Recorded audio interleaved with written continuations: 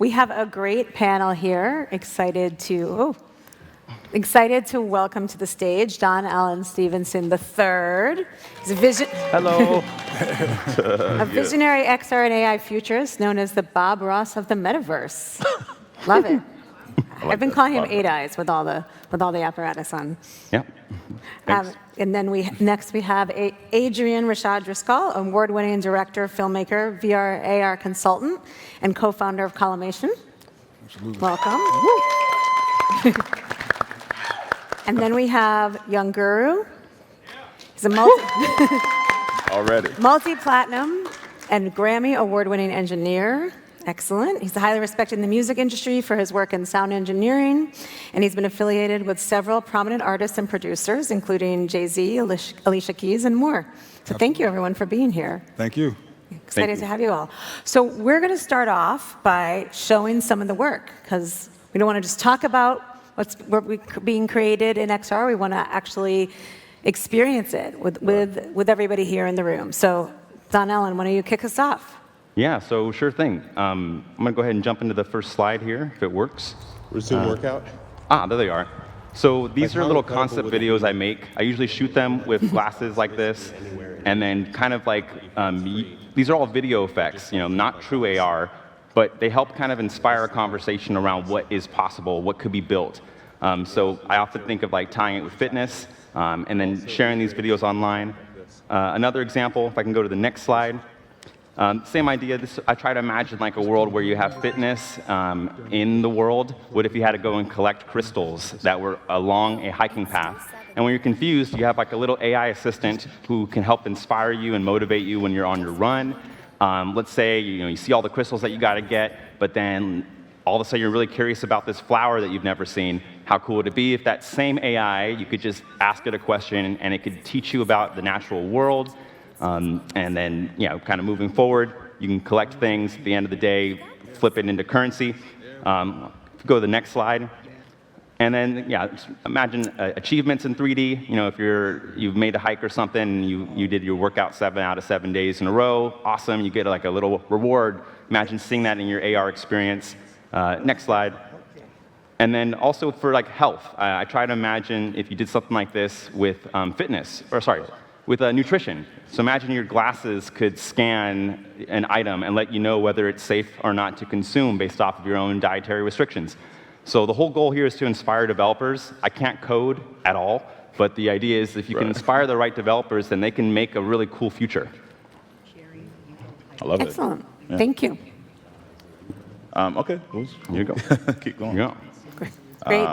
Great. All right, so if it works. Is it? Nice. So this right here was, of course, the Rhapsody experience that a lot of you guys know about. A story we tell often is for Rhapsody, this was for CES, right? We built this whole world out, and Rhapsody's like, that's cool. you remember that conversation? Because I'm offended. I'm like, yo, what do you mean that's cool, right? And she's like, I don't like sci-fi. I'm like, what do you like? So this is basically the product of us translating her thoughts into an environment, and now people can party inside of that artist's head, right? So one of the main things is you want to tell the story the way it's meant to be told, and it's never going to be plug and play. Right. It's never been plug and play. I think that's one of the great things that we do, and we had that experience of what we thought we wanted to do for this Rhapsody experience. If anybody doesn't know, Rhapsody is an artist signed to my label, Jamila, along with Ninth Wonder, underneath of Rock Nation. And when we made this, as Adrian said, not to repeat, but we were off the mark from what she wanted. So it's really that reminder of sitting down with the client, and then she just started to just describe things. She was like, well, what if it felt like a Brooklyn block party? Right. And they were like, well, what are the things that you're into? Well, I'm into basketball, and I like art, and I like this and that. So it's just us taking the pieces of art that she may like, putting them on the wall, but at this time it was a big thing. We're like, oh, if anybody likes the art, then you can buy it through whatever you want. Us having the ability to say, if you want to pay cash, if you want to pay in Bitcoin, if you want to pay in whatever, and just being able to do those things while you're in the experience. It was also a huge learning experience for us because we had way more people than we thought, so we had to open up multiple rooms. Yeah. And it was also a great experience for us because this originally was in alt space. I mean, RIP to alt space, but Right. Everybody feels then it was a very direct question of things of when I talked to Adrian of, okay, how many platforms can we put this on? Right. We need to make sure that we are, again, meeting people where they are because we are the content creators. So we're not asking you to purchase a whole new system. We're going to meet you with whatever system that you're using. I think that's a big part of it and something that we learned a lot from this Rhapsody experience. Absolutely. Absolutely. And we'll move on to the next thing, which is, so this is our comedy club. Okay, we got the music on too. Nice. So what we did is our thought was, how do I extend a comedy club's lifespan, right? How do you have a performer on set that gets performed once? Well, now what we've done is we've taken that performer off the stage, we've made them into a hologram of sorts, and now they get to continue to perform forever, right? But now you can, and you'll see at the end of it, now you can throw tomatoes and you can decide, doing things that you really shouldn't do in a real comedy club, right? But there were so many options and opportunities there. Now it's of more value to the artist. Absolutely. And that's the hard part, giving actual value to the artist. And again, we sort of thought of this during COVID when we were like, okay, well, what are some of the things that we can supplement for people that their income came from them actually going to a venue? Right. And obviously comedy was a big thing. And then it also led us to start thinking outside of just comedy, and we were like, okay, well, wow, if we can do any venue, what happens if we can automatically just start putting new rock bands and CBGBs, Right. or something like that to that nature, something that's nostalgic for people. So that's really where this idea came from. But it's not just the building of it, it's actually then saying, okay, well, we have to figure out how many events are we going to do, and what comedians, and all those things. So it's almost like running an actual club. Right. It really is. And, so our next one is us examining one of the more difficult narratives, right? So this is a project that's just announced that we're doing with the Unknown Project, Idea X Lab, and Mindwise. Shout out to Caitlin if she's here. It's right there. Hey. But what we're doing is we're using volumetric capture and augmented reality to tell difficult stories. How do I talk to you about the transatlantic slave trade without you feeling like I'm yelling at you and saying, oh, you're bad? No, like, how do I talk to you from a place of compassion, right? And a lens that you can understand more, right? And still have some wonder and awe, which, Caitlin's famous for saying. So Absolutely. it's finding the narrative and really expanding that across whatever platform. And there's no plug-and-play solution. Yeah. I think those experiences, again, come from us having just real conversation. One of the initial things when Adrian and I got together, and I first put on a headset, and I watched this thing called Driving While Black, I believe. Traveling While While Black. Black.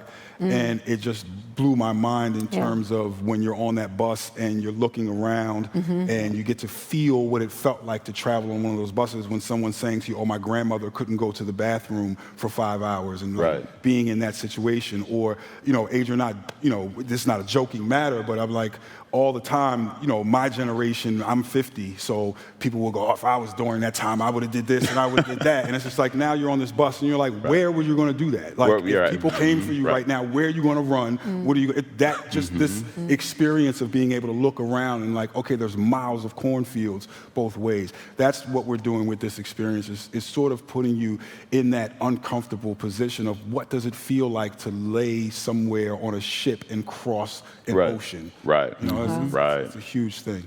Wow. Really impactful. Thank you. Yeah.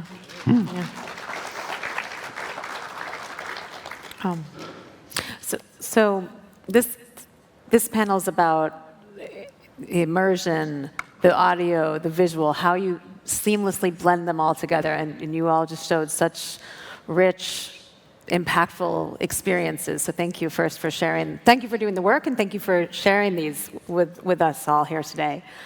So let's talk about, kind of go back and speak about whichever examples you want. Where does some of the creativity come from? What in these experiences makes it makes them stories that you want to tell in the immersive experience? I guess one of the first things, I'm always a problem solver, and I look at things and say, what can be done with this thing? I have the experience of being on a bunch of, again, I'm the audio, I guess, portion of this, if we're talking about sound and immersive. But I've gone through enough experience of mixing, with just 2 speakers. I'm old enough that quad was trying to be introduced at a given time, and that failed, and we can see why that failed for our customers. And then to be on another cusp with surround sound. So one of the big things for me was, okay, when I first put on and look at experiences, and I say, how do I tell a story when people can look anywhere? Right. So that audio part of it is the thing that will attract people's attention. In that same experience that I was talking about, it's a scene in Ben's Chili Bowl where the riots are going on at that given moment, and you may be looking at some of the historic stuff that they have on the walls, and then you hear something hit against the glass. You may not be looking at it, but as soon as that impact comes and you turn around, and then you see there's a whole scene outside going on that you can't see the full thing. You just see bodies sort of hitting up against the glass, and you hear it. So the sound of it, the impact of it directs the eye of the person watching. Obviously, the basic tools of screams, if it's a horror film or some sort of thing, video game or something like that. But those are the key things that we start to think about. We think about where spatial is and what we're asking when we're trying to correct what's wrong with spatial. And again, having the experience too many times, I think people think that this thing just comes out of the box perfect. And it's just like, no, that's not how technology works. And we have to figure out what things we want, what things we don't want, what things seem real, what things are possible at given times. One of my dreams for audio now is that now that we sort of have this 360 spatial thing, it's still not full body. It's really about the head. So I can direct you, on this level, but something as simple as like your cat, passing your feet without you even looking at it, just the purring of a cat. We still don't have that depth, knowing it's this far, it's that far, it's that far. That sort of thing is something that I want to see corrected and worked on. Have you been building in mixed reality as well? I'm sorry? Have you built in mixed reality where you would have that? Yes. For sure. Yeah, just to kind of add to that, I always kind of look for hope in the kind of experiences I want to show, because there's an endless amount of sadness and anger that you can show online. And so I feel like there's an open opportunity if you have a hopeful story to share, and then I just try to look at the integration, could AR mixed with that thing be positive? It's I try to do the opposite of that show, Black Mirror. Because Black Mirror, it's always humans, technology, worst relationship. Worst relationship. And that's their whole thing. So I always just try to do humans, technology, healthier relationship. And then make content around those hopeful ideas just to spark the conversation and get people thinking, oh, actually, what would happen if we had that? I know it's kind of hard to get people to put on a headset, and get them to experience things. So I used to build things in AR and VR, and then I would say, okay, put on this headset. But then they have to learn the controls and the UI, and they're like, okay, well, where do I look with my eyes to control it? And so I figured instead of just making the experiences interactable at first, I make them as 2D videos first. So these are non-interactive, non-programmable. It's just video, no different than VFX or CGI. Put it in a form factor that people are already scrolling through, and then they get exposure to this immersive concept. But it's in a 2D form factor. And then the hope is inspire a few developers who see that, and then they're like, oh my God, I could build that. Then it's sweet, now you go take it and do the programming and build it out, choose what platform it's going to be on, what device it's going to use, what peripherals. That's kind of how I approach looking at the storytelling. And mine is so fundamental. I'm look, what is the story we're trying to tell? What I'm seeing in so much of this industry is so many technologists are trying to tell stories. Technology doesn't matter. It never has mattered. I'm sorry. The only fundamental truth, thank you. The only fundamental truth is narrative, right? So I even hate the term creative technologist, because that says technologist is the The bass, no. I'm a tech-savvy creative. It's a big difference. So understanding the story you're trying to tell is going to let you know the mediums in which to put it in, whether it even needs to be in VR, whether you need space, because this costs a lot of money and a lot of time and a lot of effort. So if 8 people are going to see it, take them on a field trip. And save yourself a bag. And I think that approach is very rare, unfortunately, because people are like, here's a new headset. I don't care about your headset. That's the truth of it for me. It's also, again, I bring in this side of it when I'm speaking to Adrian and we're about to talk to a client, and I'm like, you have to really understand when we walk in here, this person's going to ask us these basic questions. What is this? Why do I need it? And how does this help me? Right? And of course, the ultimate question, how much does it cost? Right. So that's the thing that you have to realize, that me as a music engineer, a lot of people have no idea of what I do. They don't care about compression. They just care about, does my song sound good? That's it. And I'm actually paying you to do that part. If I wanted to do that part, I would have went to engineering school. Right. So the client really wants to know the basic bottom line, and the easier that you make it for them, and really the easier that you make it for the user experience, for whoever they are, that's the thing that's going to continuously bring people back to you. Of course, we're not skipping over mastering technology. We're saying that you have to be that buffer in between to say, this is what you can do, this is what you can't do, and sometimes you don't need to do. Right. Absolutely. When you're having those conversations, what have you found becomes most compelling to the clients that you're talking to? Great question. That's a great question.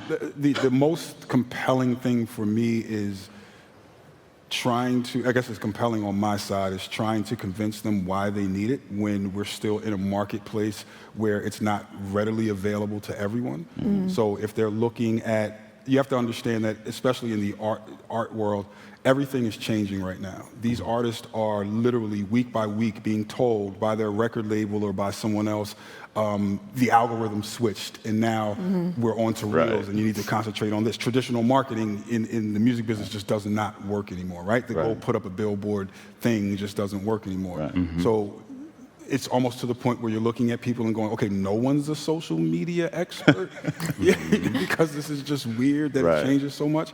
So for my clients, and then we're on top of this newness that they're feeling, we're trying to pitch them something else where they're like, oh, you need glasses for this. Okay, well, how many people, they'll just start looking up numbers. How many people in the world have those? How many different versions are there? How much am I spending? So those sort of questions, when we prepped on how good the technology was, how good our experience is, and then they just flipped the whole conversation. So that's been the biggest learning experience for me, I guess, is figuring out the sales pitch on something that we already know is really good. For someone who has no clue or no understanding, and really almost to a certain degree, you're trying to convert new people into the church. So do you put them back into the experience that you found so compelling, that traveling while black? I do, but I start with the bottom line of how they can make money while they're asleep. That's the basic bottom thing of here's how this thing is going to help you gain more fans, make more money, get more revenue, like how this all trickles down. Then I start showing those experiences. Then I start saying, okay, well, this is an emerging technology. It'll be here in 3 months or 4 months, or Adrian and I just went to go see this incredible new 3D thing, that's out where you can stand in front of it and project things around you, not old 3D, where, if you project it on top of it, that thing would be on, showing our clients, we literally bring people to all of these things, but that's the biggest part is, and I hate to sound like that, but it's really to them, if you're in this quick thing, this is how this helps you make money in your organization to make the bottom line. Can I challenge that a little bit?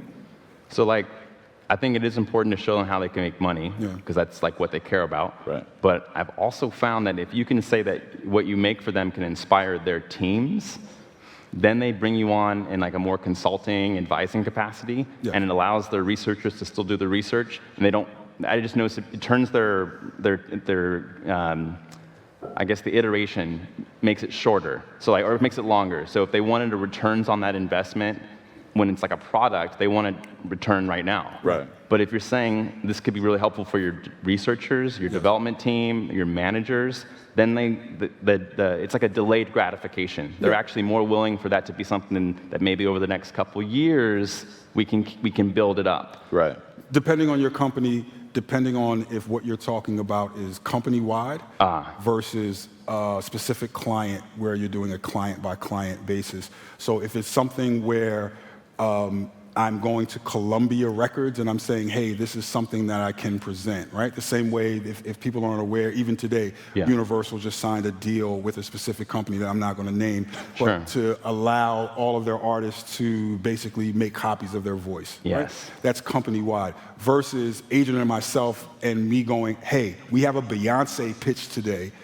This is where we're going in. We're going to talk to Beyonce about why she needs this. But what's the difference there? The difference there is that I'm convincing her versus convincing. It's an artist versus the executives, right? It's like an artist about if there's something that they want for their legacy or for their the way that they would connect with the fans versus talking to an executive suite that then have to then pitch it to like artist by artist. But I want to make the point that what you're saying makes sense. That if that's your lane or your angle of saying, okay, this company, I can come in, I can consult, I can tell you what these things are. You can have a team that sort of builds it, does all these sort of things. We do it in that way as well, but we're a lot more direct with specific artists because I don't even take the chance of, this is my position and I'm lucky, but I don't even take the chance of speaking to an A&R or to that person. I go directly to the artist because my experience says that it gets filtered down by the time it comes to the artist from, higher up. Now they want it. Now they know what they want. Absolutely. And to both of your points, I think it's amazing to be able to have a piece that can live longer. Because everyone's doing one-offs. And it's like, okay, cool, this is going to last for 6 months. Right. And then what? Instead of having a piece of IP that can end up being a TV show later, and that can end up being this, and being able to extend the content, I think, is a magic in and of itself. Yeah. So we talked, we dug into the sound part a bit, and I want to come back and talk to you about what you just mentioned that you said you weren't going to talk about, but we're going to loop back to that. Let's talk now a bit more about the visuals, and how you think about integrating it all together for the immersive experience, and you talked a bit about the Rhapsody example, but let's dig into that a little bit more and some of the other examples, but how the visual world comes to life. For me, we start off with accessibility. So whenever I'm trying to design something visual, I just try to imagine, could you experience it without sight? Okay, yes, no. All right, how could I help? Could you experience it without sound? Right. Could you experience it, I have chronic nerve damage on my left half. I have limited use of my left limb. So like a lot of stuff that I develop, I try to imagine, could I actually use this without being in too much pain? Right. So like using your own kind of barometer and then design visuals first from that accessibility standpoint as much as you can. Not everything's accessible, but like I see like these jumps and coming up. And then when you build that way, then it also, I find it makes it harder for people to tear it down. Because I used to not have a good defense, to be honest. When I would make something that I thought was cool, they'll be like, well, that's just dumb. I'm like, oh, spent a lot of time on that thing. Mean, Don't really appreciate and not that. very smart comment, though. Yeah, but you know what happens? But I found that I'm able to kind of shut them up more when I'm like, oh, well, I have limited use of my limb, and this actually helps me having voice controls. And then they're like, oh, okay, that's kind of cool. And, I used to be so gung-ho about it has to be photorealistic. I mean, we used to talk about all the time, and Cos and Christy know this sadly, because I was like, it has to look realer. And now I'm realizing it doesn't. Because once you set the tone, like Richie's plank experience does not look photorealistic, but you're not stepping off that plank. And it's an old experience, but you're not stepping off it because your mind has said, look, I accept this to be the reality. And it doesn't matter if it's high fidelity, if it's a Nerf, a Gaussian splat, whatever, or if it's very stylized. Your mind has accepted it. So lean into that. Hey, it's not photorealistic, but it feels like this. You know your character, lean into it. Why not? We did. It's easy to explain why that was the initial thing of going for this photorealistic thing, because it's like, oh, I want to look exactly like reality. It's sort of the same mistake, and everything becomes music to me, and we're not going back to music, but it's like when we first made synths, our thing was, does this sound like a piano? Does it sound like a clav? And it's just like, no, it's a synth. You know, it's a whole different thing. But the goal of judging how good it was how good could it emulate something in real life. Right. So it was like, you know, then we get switched on Bach, and it's just like, oh, this can do a whole bunch of other stuff that the reality can't do. So I'm a big comic book nerd, and comics go through phases of people trying to draw the human anatomy exactly the way it is. Then an artist might get tired of that and do these elongated sort of things on purpose. And, you know, there's all these styles. So it really will boil down to your art and your artistic style. And then what art fits a specific project of what you're doing. Right. So I think that's a huge thing. But at least I was stuck on that, and I was big on Adrian. I was just playing Ghost of Tsushima, and I'm like, everything has to look like this. It's just like, this is how good it is. You know, I want this in real time. The sun and everything. With the way when I step on the snow, it keeps my footprint. I want all of that. Right. And Adrian's like, okay, yeah, we don't have a supercomputer, so it's like. We have to put that to be able to be processed on that. Right. So, you know, it's that balance of real life and what you can do. Just to add to that, like, I know, like, at DreamWorks, everyone was so scared of doing, like, stylized animation because they didn't have any proof of concepts of that paying the bills. Right. So, like, everyone at DreamWorks was so happy when Spider-Man did so well for Sony. That gave all the artists permission to be like, actually, we're going to pitch a story that looks more hand-drawn. And now that the main funding engine could see that made money, they're like, oh, yes, we'll invest in this stylized thing. It doesn't have to have that CG look anymore. So, like, I think the more times that we as XR developers, creators can, like, point to, you know, mediums that were successful financially, that cover a wider array of stylization, not just the photorealistic, not just the stylized. Then we could be like, oh, well, Spider-Verse did it, and that worked like this, and we're going to make a thing that has line art on top of our 3D, and you're going to love it. Yeah, absolutely. And the ability to walk through that experience. So imagine when it's living. And when I say living, meaning just, you know, when that story that we love comes to life and we can walk through it and not just look at it panel by panel. That's going to be a huge, huge thing. Absolutely. Especially at this rate. I mean, I feel like we're going to be living with, like, characters from our childhood or new IPs that we make up that basically embody our environments, maybe are persistent, like, you know, and have long-term and short-term memory. I mean, how fun would it be? All of that affects the creative and what you're going to do stylistically. Or you said Lionheart. It was just it's amazing. I watched the writer, and she was being very specific about the changing of hair. She was like, well, black women don't wear their hair the same every week. So yes, this character's hair is going to change. And you know, all of those things are stylistic choices of how you do certain things. Yeah. I always had purple hair in alt space.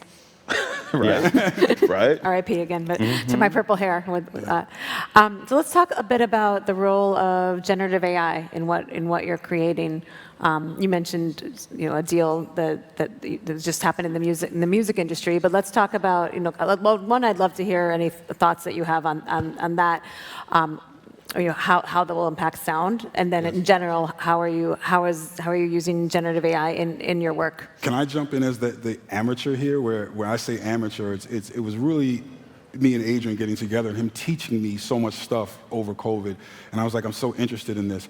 For us to be at this point where I can jump on Leonardo, and I'm not shouting out any company, but that's what I use, and what I can come up with, I'm like, oh, I'm scared for anyone who gets really, really, really good at this, that it's almost too good. Yeah. And me as just a basic user of what I'm figuring out with generating just any image that I can think of in any style, mixing and matching them. The price point is amazing, and you know, like the team price point is amazing. Right. So it's just like. Those tools now, we have to start thinking about them the same way we thought about every other industry, where I studied photography and I learned film and I learned pushing and pulling, and now that doesn't really matter because everybody has this iPhone, and that lens is probably better than the camera that I've had. There are generative music now, and we would, search for all these records from the 70s and the 80s to sample for hip hop music. I literally go on a website and I go, okay, make me a 70s sounding world music, and it's giving me something brand new. And all of that is changing, what our And then you're using it, what you just made? I'm saying, Are you using what you just oh, made? absolutely. Yeah. Absolutely. So it's one of those things where you have to see that coming up, where it's like, okay, if this is my job and what I do, how am I going to be that much better than just the common person, or is my job even going to be there? So that's one of the just main tools of, I can sit and I can make an idea, pass it to him, and then say, code this and make it look this way. Right. Yeah, I mean, everyone's afraid, it seems, of generative AI, and I understand why. But it's not going to leave. So now it's like, how do we regulate? How do we be smart about it? But overall, this is a great tool. I use it in my workflows all the time. I get to key out things and I don't have to go and try to fine tune and use Borf. This is great, right? But there are going to be people who misuse it. There are going to be people who, have a villainous thought in their head. But most people, once they understand this, it's going to affect their life and make it better, in my opinion. It's not sentient. It's not going to take over the world like everyone thinks. But we're so fear-based. That's what we put first. Oh, the monster, it's going to be Godzilla. It's not. This is a program on a computer. Is what this is. So to utilize and understand that it's here, let's use it, is going to be to everyone's benefit, in my opinion. Yeah, I mean, I kind of mixed feelings on generative AI. My first 2 weeks were I was like, I'm done. It can make stuff that would have taken me forever, and it does it better than what I would have done. And I was like, all right, I'm done. That's it. And I think I spent 2 weeks having an existential crisis with my wife. We were both very visual artists, and I think we were using DALL-E 2 at the time, which is not even that high of quality by today's standards. And we were sitting there oh my God, we're toast. And then after 2 weeks, we kind of went out in nature, we walked around a bit, got our bearings back, and then I was like, I bet I could use it to amplify what I love about creating things. Right. And I started to experiment with how could it be an amplifier versus just the replacer of me. Right.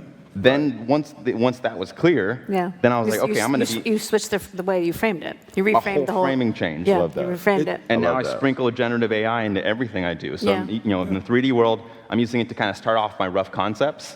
Maybe I'll start off in an image generator, get that idea, and be like, does this look like the vision I want to spend time 3D modeling, rendering, rigging, animating, lighting? Yes, And I can give my see it. client 5 different options before I get to that Right. point. Yeah. I even make them sign off.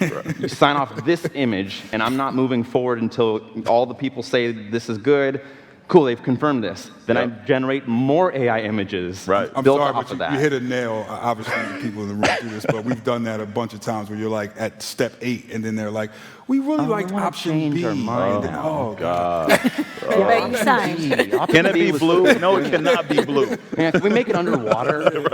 Just the whole experience, but underwater now. The one thing I will say is that, again, having the experience of, okay, so what if these 5 people have gone and studied at the greatest schools and they all can play the same instrument, what makes this person more successful than this person? Right. It boils down to taste. All art is taste.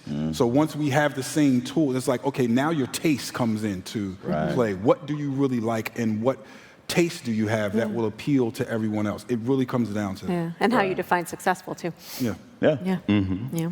So I know you were one of the early artists with Sora. Yeah. Do you want to talk us a little bit about that experience? I'll only share what I see publicly stated about it. Please only share what you see publicly stated. Cool. Yeah, for the record. That tool is pretty interesting because you can take an idea and it'll generate video, and it'll be photorealistic video. So similar idea. A lot of people who's, if you're the end point of a process, if that was your job, then it's terrifying.